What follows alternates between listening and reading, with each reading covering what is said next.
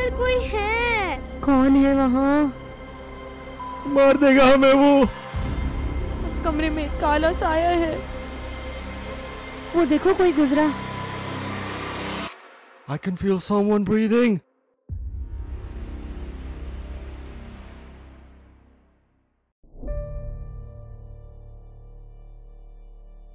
Assalamu alaikum and welcome to my channel The Dark Shadows by RHL। एक नई horror story के साथ आपका दोस्त RHL हाजिर है। कुछ वाक़यात ऐसे होते हैं जो इंसान पे गहरा असर छोड़ देते हैं। इन वाक़यात का असर सिर्फ दिलों पे ही नहीं बल्कि दिमाग पे भी बहुत गहरा होता है। इन वाक़यात की यादों से भी इंसान को बहुत खौफ आता है और हर पल ऐसा ही महसूस होता है कि कहीं ये दोबारा ना हो जाए, ख़ास करके अगर उनका ताल्लुक़ वहाँ से हो जहाँ पे आप रहते हों। ऐसा ही कुछ हमारी एक बहन के साथ 1996 में हुआ, जब उसने अपना घर और क्लिनिक ढूंढने का सफ़र शुरू किया। जब उन्हें एक पुराना मैटरनिटी क्लिनिक मिला जिसके साथ एक 3 मंजिला घर भी था, पर उन्हें ये नहीं पता था कि ये एक डरावना सफ़र साबित होगा। नादिया की इस कहानी को आखिर तक ज़रूर सुनना, तभी मज़ा आएगा और उसके खौफ के सफ़र का आपको पता चलेगा। और अगर आप मेरे चैनल पे पहली बार स्टोरी सुन रहे हो तो मेरे चैनल को सब्सक्राइब कर दो और बेल आइकन को भी दबा दो, क्योंकि यहाँ पे मैं आपकी भेजी हुई हॉरर स्टोरी सुनाऊंगा। और अगर आप अपनी हॉरर स्टोरी शेयर करना चाहते हो तो स्क्रीन पे जो ईमेल एड्रेस आ रहा है उस पे आप मुझे अपनी स्टोरी सेंड कर दो। मैं उन्हें अपने चैनल पे शेयर कर दूंगा और उन्हें और लोग भी सुन लेंगे। तो आज की स्टोरी हमें नादिया ने कराची से भेजी है, तो इसे पूरा सुनना और बस इमेजिन करना कि उस वक्त उनको कैसा फील होता होगा जब उनके साथ ये वाक़यात हुए। तो शुरू करते हैं।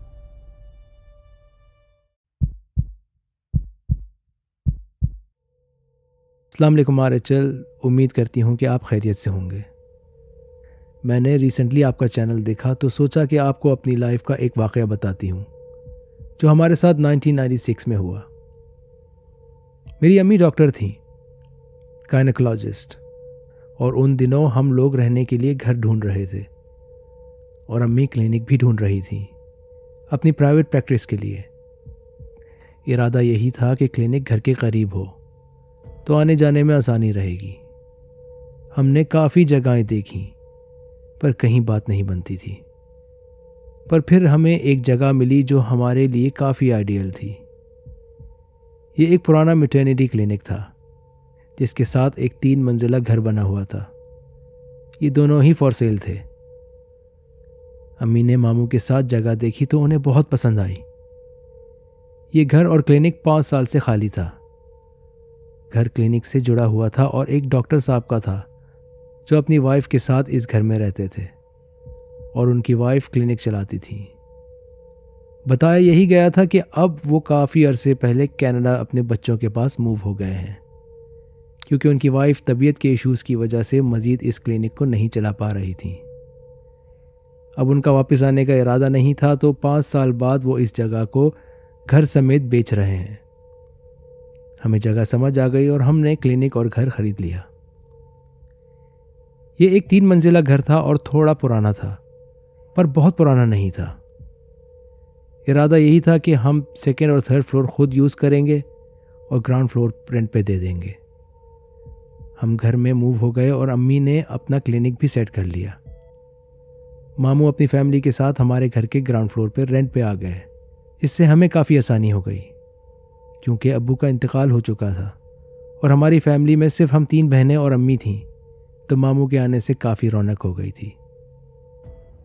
इस घर के बारे में अगर मैं आपको बताऊं, तो जब हम यहाँ मूव हुए तो हमें हमेशा यहाँ एक रौनक सी फील होती थी। रौनक से मतलब कि हमेशा ऐसा फील होता था कि घर में एक लाइवलीनेस है, जैसे उन घरों में होती है जहाँ ज़्यादा लोग रहते हैं। हमारी फैमिली बहुत छोटी थी और हम बहनें भी अक्सर ट्यूशन वगैरह की वजह से घर में नहीं होती थी और अम्मी भी बिजी रहती थी। तो जब हम में से कोई भी घर में होता तो ऐसा महसूस ही नहीं होता था जैसे हम अकेले हों, बल्कि ऐसा लगता था जैसे ये घर भरा हुआ हो। हम लोग तो यही कहते थे कि इस घर में काफ़ी बरकत है। ऐसा महसूस ही नहीं होता जैसे हम अकेले हों।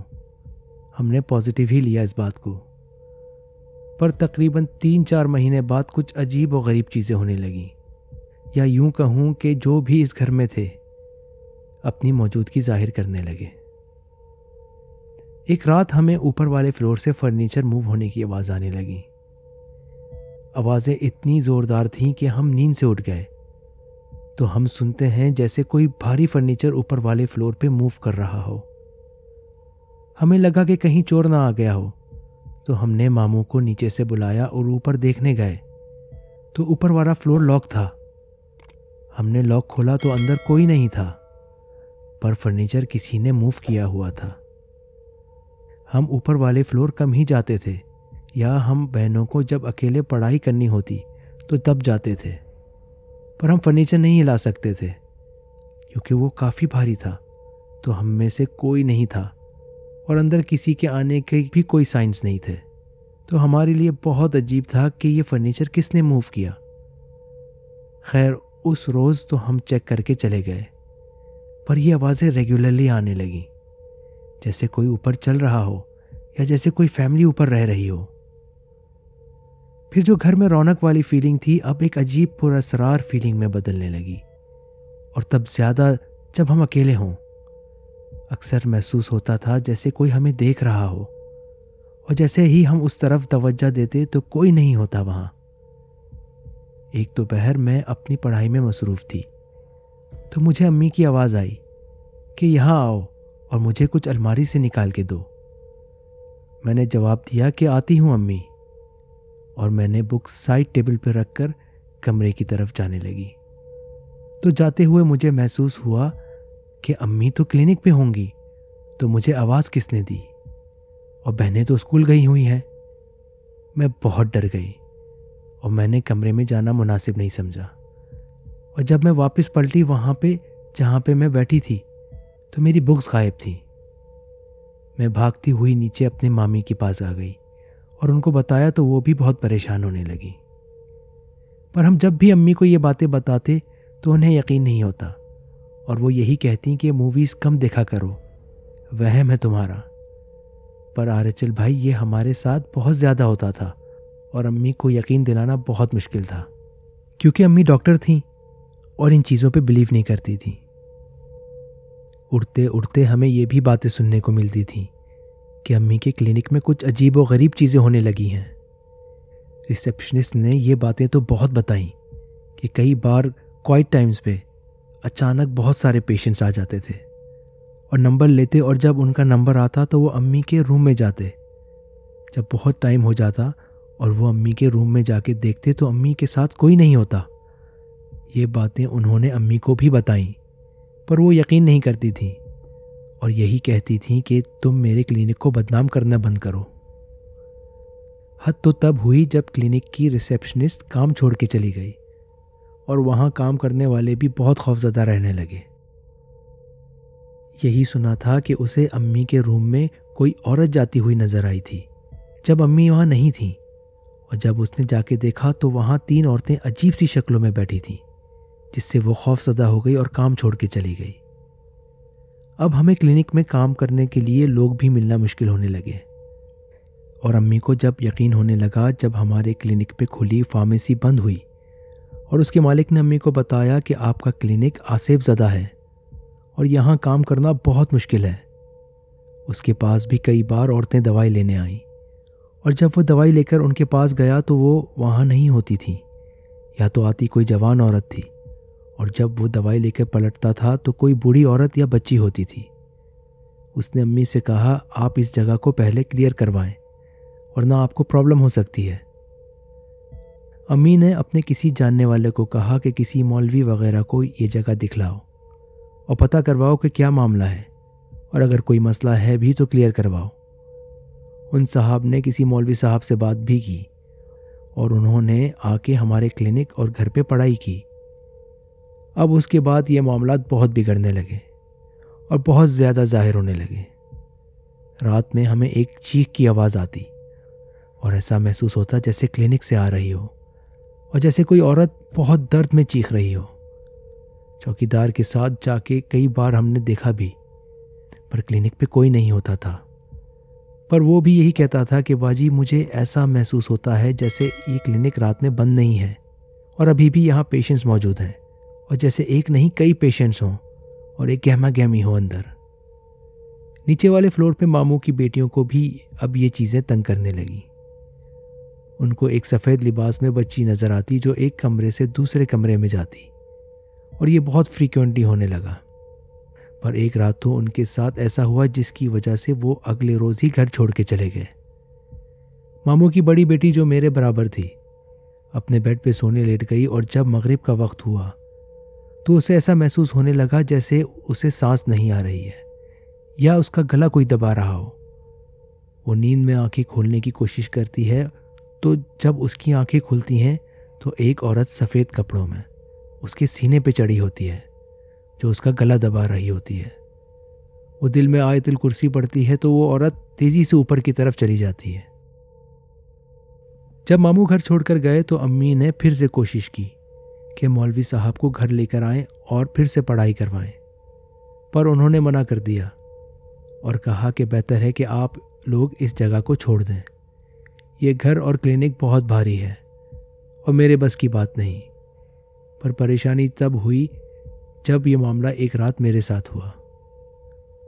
मैं और मेरी बहन जो मुझसे छोटी थी, हम एक ही रूम में 2 अलग अलग बेड पे सोते थे, और हमारी सबसे छोटी बहन अम्मी के साथ। एक रात मेरी बहन लाउंज पे पढ़ाई कर रही थी और मैं कमरे में अकेली सो रही थी। तो बीच रात में मेरी आँख खुली तो मुझे ऐसा लगा कि कोई बहन के बेड पे बैठा है और मुझे देख रहा है।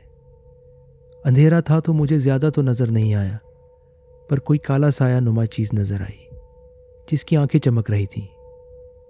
मैं ये पूछने ही वाली थी कि तुम कौन हो, कि अचानक मेरी चादर कोई ऊपर से उठाने लगा और मेरी आंखों के सामने धुंधलाहट सी आने लगी।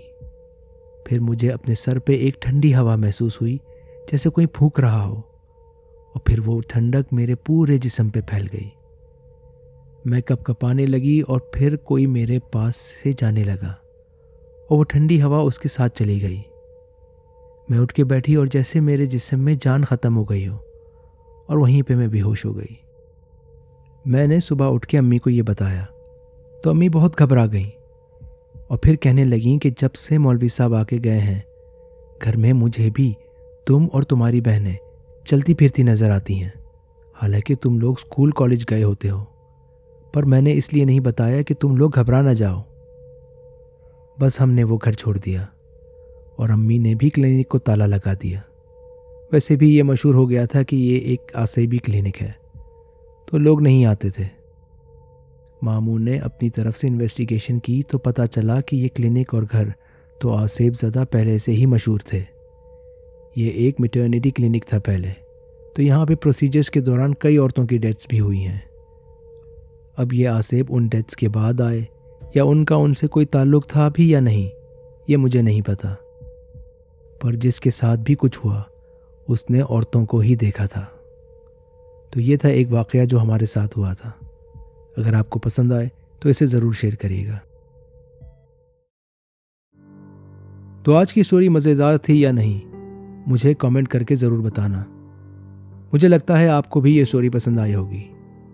इन हॉरर स्टोरीज़ को शेयर और लाइक करना ना भूलना, और अगर आपने अभी तक मेरे चैनल को सब्सक्राइब नहीं किया तो अभी कर दो, ताकि आपको ऐसी खौफनाक कहानियों का मज़ा आता रहे। तो एंड स्क्रीन पे जो और स्टोरीज़ हैं उनको भी ज़रूर देखना, वो भी बहुत इंटरेस्टिंग है। और हाँ, इस ईमेल पे अपनी ख़ुद की कहानियाँ भेजना मत भूलना। मैं उनको अपने चैनल पे शेयर करूँगा और आपको उसका क्रेडिट दूँगा। अब मिलते हैं अगली हैरत अंगेज़ हॉरर कहानी में। तब तक के लिए स्टे ट्यून्ड। फिर मिलते हैं।